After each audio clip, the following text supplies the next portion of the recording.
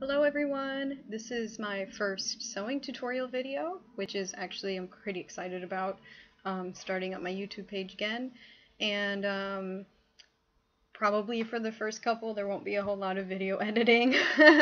So it's really just going to be me with my webcam and that's it. However, I still hope that, the techniques that I bring to the table will help you in your future sewing endeavors. I want to share a lot of, the things that I've learned over the years and a lot of the things I've learned from mistakes I've made and things like that. So today we're going to do, I would say like perhaps an intermediate skill, but we're gonna make a fully lined keyhole piece, as you can see.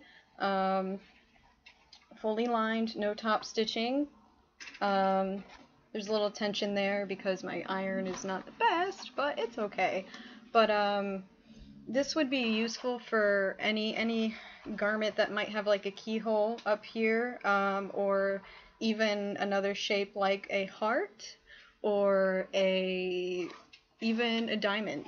But any kind of inset shape, we're going to learn how to do a fully lined inset. So first, I just have scrap taffeta. This is just how I like to start. You can actually cut the circular shape first.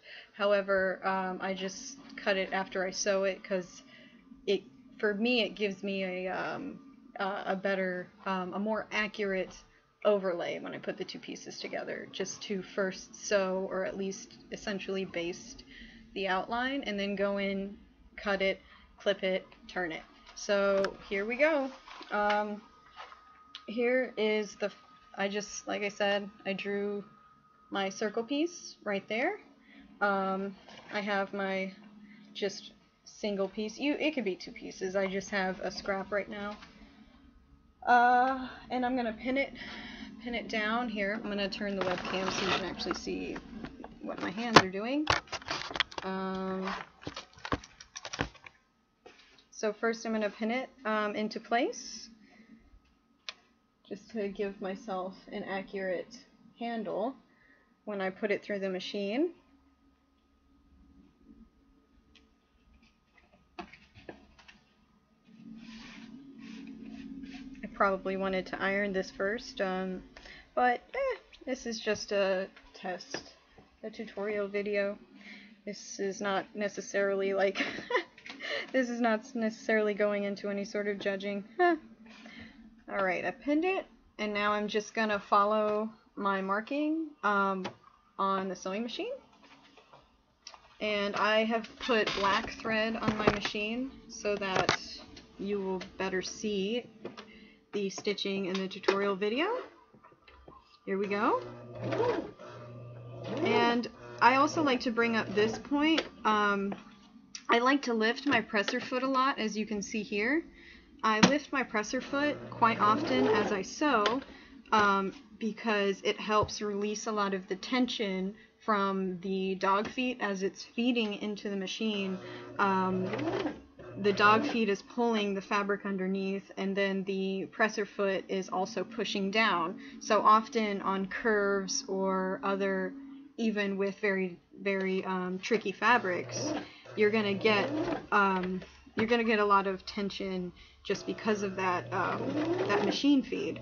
So I'm getting a bubble here. I'm just gonna lift my presser foot. That's just a good tip to help make your seams cleaner, in a sense, so you don't get a lot of pulling or bubbling in the finished product. I think in the next video I'll talk more about tension and feed and while you're stitching fabrics. So here we go, just on the curve. Yeah, because the dog feet underneath, they only are going to go one direction, so if I'm trying to sew on a curve or an angle, I'm going to have to lift all of that pressure from the foot and the dog feed to help release that fabric tension going on. Here we go. Alright, so here we go.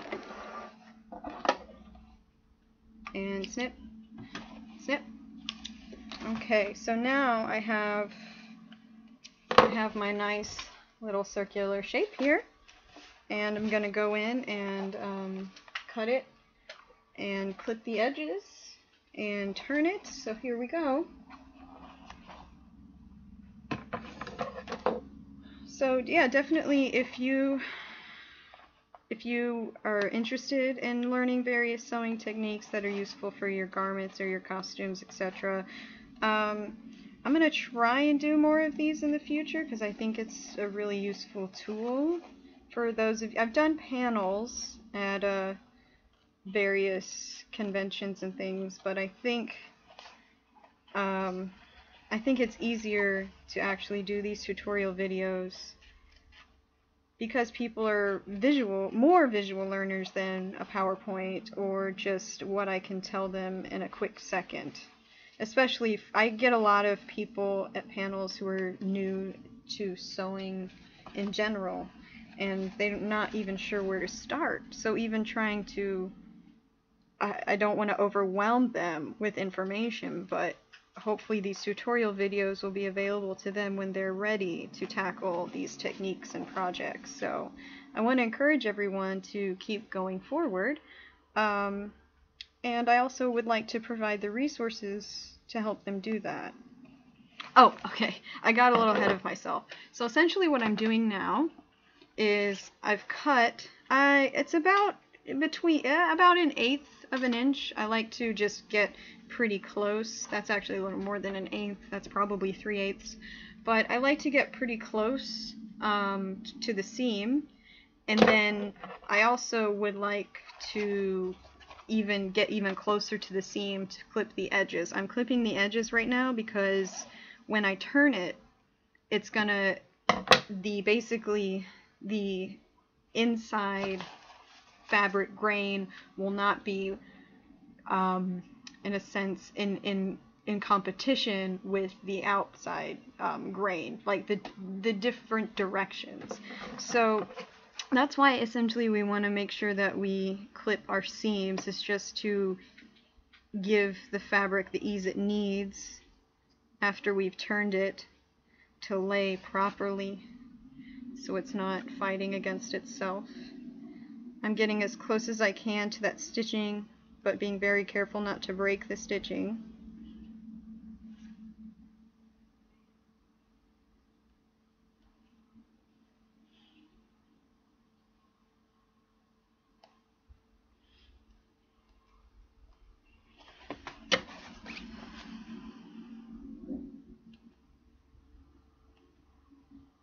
Yay! Okay, so now that I've properly clipped my edges a bit, I've given it a little bit of ease there, I'm going to turn it. And to turn a piece like this, I'm actually going to take the fabric and put it through the keyhole that I've just made. So here we go, I'm pulling it through the keyhole. I hope that you guys can see this on camera. My preview screen went dark as I'm talking. Oh, I made a boo-boo. Not really, but I forgot that this is one solid piece, so it's not going to turn. And that's actually what I wanted to bring up as a point, is that if you need to do multiple seams with a keyhole, you're going to want to do the keyhole first, because if you sew here and then try and do a keyhole, it's not going to turn. So here we go. I just need to break that solid fabric piece. But yes, that is a very important tip, is anytime you have a keyhole, do the keyhole first and then do any other stitching you need. Alright, so now I have a nice fully lined keyhole. Yay! And the last step would honestly just be to press it nice and flat. And if, like, once again, I said if you need to do stitching on any edges afterwards, you actually can just turn the right sides together and just maybe stitch like right here. So you're just going to have to work your way around the keyhole and just kind of very delicately turn your fabric accordingly. Alright.